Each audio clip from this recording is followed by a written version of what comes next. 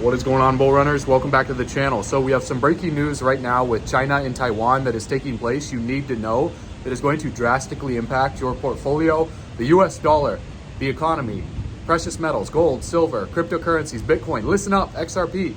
If you hold any cryptocurrency, this is some massive news, and I'm gonna share with you what I'm personally doing to prepare. Right now in Miami, Florida, we had a nasty storm last night, pretty much flooded everywhere downtown. The water's dried up from the streets, but it's crazy how quickly the water can rise and you can't really drive anywhere, and then it disappears very fast. But where there are storms, there are opportunities, and there's sunsets and rainbows after that. So the rainbow and the sunset that's coming from this, if you know how to position yourself properly with these crazy economic times, can make you more successful than you ever thought possible. So in this video, I'm going to share with you what I'm doing to prepare, what's happening, and what this means for crypto and the whole entire economy. So comment 777 if you're feeling blessed, if you're feeling bullish, if you're going to become the first millionaire in your family tree. Let's run it. All right, here's what you need to know. Tensions between China and Taiwan have been escalating as China is conducting their military exercises near Taiwan, getting ready for an invasion. And while China is claiming that Taiwan is its territory, Taiwan has been a self-governing democracy that wants to remain independent from China, and the growing assertiveness of China in this region has raised concerns amongst the United States and its allies who are pushing back, because the U.S. is one of Taiwan's primary allies, providing military and diplomatic support under what's called the Taiwan Relations Act. Now, if China invades Taiwan, the U.S. would likely provide military assistance, but the extent to the response would depend on a variety of factors, and any military conflict in the Taiwan Strait could have significant consequences for regional stability and the global economy that I'm going to cover with you in this video. So Taiwan is a major producer of electronic components, including semiconductors, which are essential for many electronic devices. And you guys know what happened during the supply shortages and what that caused in the automobile industry that you need to get ready for, because disruption to their production could have far outreaching effects on the global supply chain and the availability of electronic devices, even worse than what took place during the pandemic in 2020. As a result, the prices of smartphones, laptops, other electronics could increase due to the decreased supply due to potential World War III. Additionally, companies that rely heavily on these electronics, such as technology, automotive companies, could see their production and their profits impacted drastically, which could lead to potentially in the short term an increase in the value of their stocks, as investors are anticipating this for higher demand because of the supply chain disruption. But once it gets resolved, it would be temporary if alternative supply chains are established or if production in Taiwan is quickly restored. And Taiwan is also a significant hub for international trade, and any disruption to its economy could have ripple effects on the global economy, bleeding into commodities and crypto. Moreover, a military conflict in the region could lead to increased oil prices and disrupt shipping lanes, which could further impact the global economy. And in addition to the economic implications, a military conflict would cause significant political issues for the U.S. because, firstly, the U.S. has strong alliances with Taiwan and is obligated by law to provide military support in the event of an invasion. Now, this would force the U.S.'s hand into military conflict with China, leading to basically all-out World War III, Armageddon, end of the world type talk with consequences, because we are past the days right now of World War I and World War II musket firing at each other, because China has nuclear arsenals of approximately 350 nuclear warheads. That's a lot of nukes, which is significantly less, though, than the United States and Russia, who possess the largest nuclear arsenals in the world. So it's not good news that Russia and China are allies here in the BRICS nations. And to put this in perspective for you guys, as of September 2021, the United States possessed an estimated 3,750 plus nuclear warheads. Now, there were 0 warheads during World War I because they weren't even invented yet. And during World War II, the United States developed and produced the first nuclear weapons, which were used against Japan. At the time, they had a total of only 2 atomic bombs, known as Little Boy and Fat Man, that you probably learned about in school. Now they have over 3,000 of these things, arguably over 4,000. So a nuclear war would basically make the Simpsons insane in the Ukraine episode prediction, right?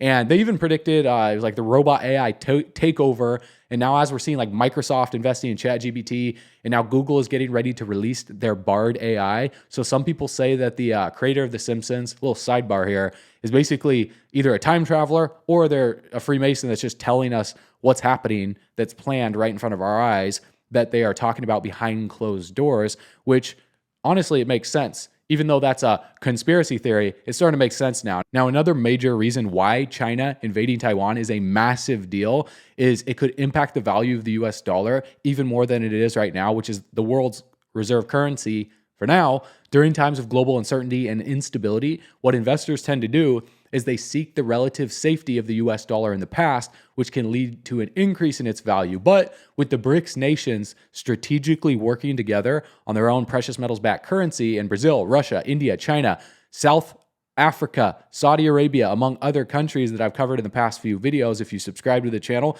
and give this video a like, just tap it in, just sink the putt, do it for grandma, because we have to beat the Fed. We have to buy grandma's house back with crypto. So when we look at the partnerships that are taking place right now, we're going up against a lot of nations that, have been bullied for so long through sanctions of the US dollar, and now they are ditching the dollar to trade in the yuan. And most investors might now not choose to run to the dollar in times of, this stress right here and economic uncertainty. Instead, what they would run to is precious metals and cryptocurrency because of the banking crisis happening right now as all of this going down, giving people zero confidence that their dollars are even safe in the banks in the first place. So all of this is taking place all at once, and it's important for you to stay tapped in and tuned in every single day and watch these videos because we're making videos 7 days a week to help you guys prepare. So the FDIC doesn't even have enough money to bail out all the banks if there were ever another major bank run on a large institution. And if they need to insure customers in case bank fails, what the FDIC has is called the Deposit Insurance Fund, which is the DIF, which is a reserve for funds collected from insurance premiums paid by banks. And as of December 31st in 2021, the Deposit Insurance Fund had a balance of approximately $122.9 billion. Now, it's worth noting that that amount is different, but it's still not that high because at the end of 2021, that same year, Wells Fargo had approximately $2.1 trillion in assets under management, which includes all the money it manages on behalf of its customers. So the FDIC can only provide insurance for like 5 to 6% of one bank, Wells Fargo's customers, let alone all the other banks in the US. They don't have enough money. And to put this in perspective, JP Morgan Chase Bank, which is the largest bank in the US, had about $3.7 trillion of customers' deposits and other sources of funding under management at the end of 2021, and is much larger now. So there is no way the FDIC can pay all the customers back in case one large bank fails that I talked about in yesterday's video, which is why the Fed had to add over $300 billion to their balance sheet to bail out SVB because the FDIC didn't have enough money to bail them out alone. And when that type of stuff happens, if we see any more major bank failures, it will fall back on who? It'll fall back on the Fed to essentially pick winners and losers to bail out these banks, adding more money to their balance sheet. And when the Fed does this, they have to buy the bad debt that the banks are holding, which are long-term treasury bonds. So banks don't have to sell at losses to meet liquidity requirements when there's a bank run to pay off all of their depositors and their customers. So if the US economy is hanging on right now by a thread, then what is the last snip of the thread that's going to cause this major shift in this reset, so to speak, to take place? Because if there are any more large-scale bank runs and this domino just hits one of these big banks and the Fed has to add more to their balance sheet, then what's going to happen here is inflation will go even higher and people are going to run away from the dollar and into, guess what, precious metals and crypto. So I'm more bullish than ever before on gold, silver, and crypto, but I am bearish and I'm very, very concerned for the future of the US economy and the cost of living for the average blue collar worker and the average American, because everything is going to continue to go up in price over the next decade while the inflation adjusted minimum wage is stayed the same over the past few years. And on top of that, with artificial intelligence taking jobs, replacing workers, virtually everyone who works for a large scale parent company in the United States is on the chopping block because of how AI is disrupting automation and how these companies are laying off more workers than ever before to transition to automation. Even Elon Musk has said it himself, it's the cat's already out of the bag. It's already too late and you need to be ready for this. If you haven't been preparing, we've been preparing you for this past decade and we've been talking about this for years and years and years to get ready. Something big is coming. And we don't know exactly what that is and what that metaphorical scissors to the last string of thread that is holding this economy up that is going to cause everything to come crashing down, or this little tiny needle that's going to burst the bubble, that's happening right now. But regarding crypto and commodities, a military conflict in the Taiwan Strait could lead to a massive increase in volatility in these markets. And so what would happen here is the uncertainty and risk, associated with a military conflict could lead to a flight to safety and a shift towards safe haven assets, such as gold and other commodities, because precious metals have been God's money for thousands of years. And because crypto is still new, the volatility on crypto, and crypto is manipulated. Obviously, precious metals are manipulated as well, but that manipulation, eventually they're not going to be able to manipulate it for much longer. So this is not financial advice. I encourage you to go consult your multi-million-dollar financial advisor who is a millionaire. But smart investors, what are they doing right now? And what am I doing to prepare for this to escalate? They're diversifying between precious metals, crypto, and real estate in other countries. And according to an economist named Jim Rickards, who's an author of Currency Wars, what is happening right now is the third stage after trade wars and currency wars. And so trade wars, where they put sanctions on each other, is what the United States has been able to do for decades because of the petroleum,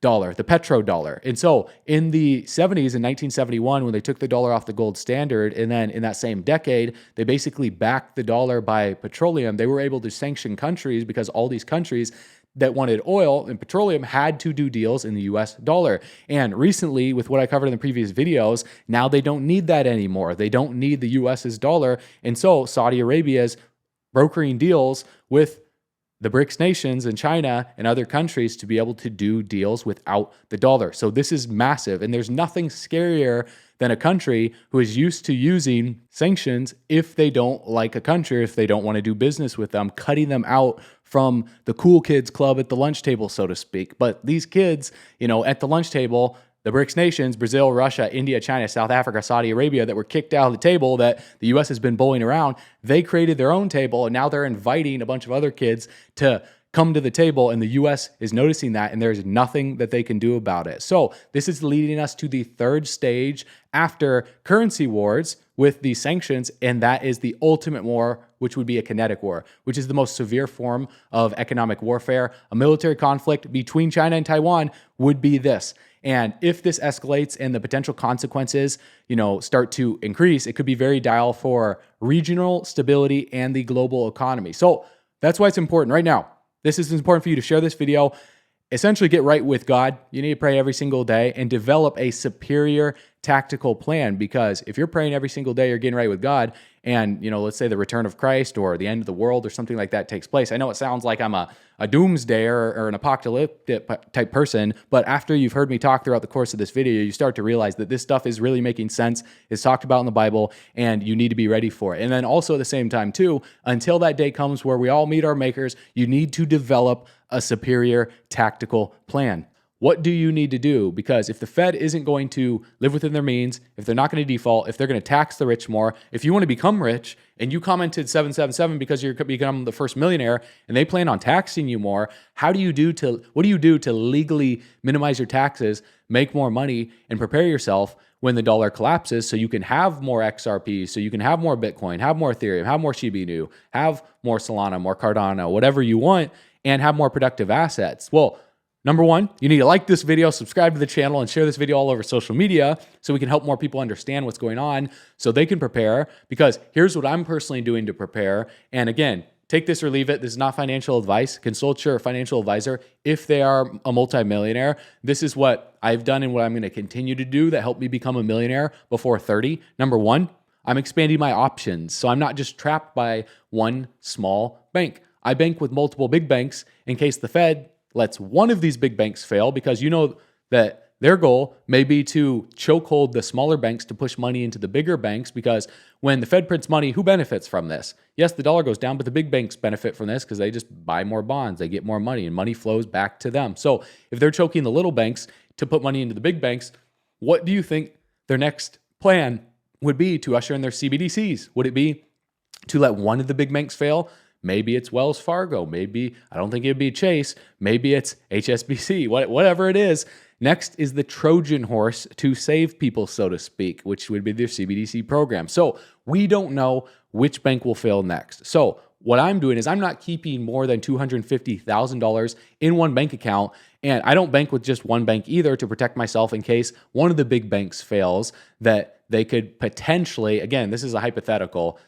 I don't think this is going to happen, but if it does happen, you need to be prepared for the worst. That's why I always say we give you the best on this channel so you can prepare for the worst. That's why number 2, I'm holding only enough cash in my banks to basically pay my taxes, run my business, basic necessities, build credit, pay expenses, all that sort of stuff. So when I say things like I'm moving into productive assets with anything extra, right, that's just sitting there, if I'm moving into productive assets, I'm keeping enough money in my bank account to live. I'm not just having a $0 balance, guys. So don't jump to conclusions there. There's multiple nuanced points here. So when there's extra income just sitting on top of itself right there, you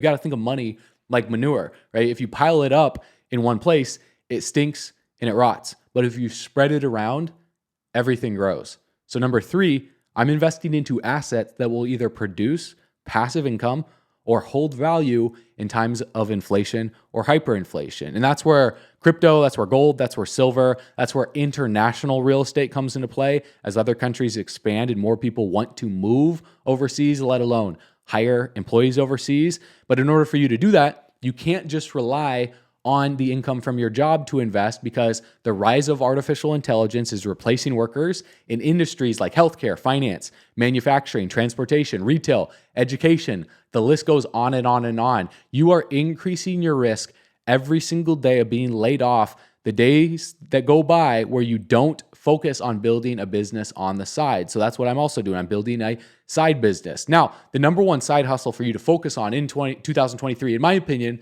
that costs little to no money out of pocket, that's completely recession proof, it's completely depression proof, is an information-based business in any niche that you want, because people are more hungry for information than ever before. Remember, information changes situations. When you have different information, it changes the outcome and the output of your life.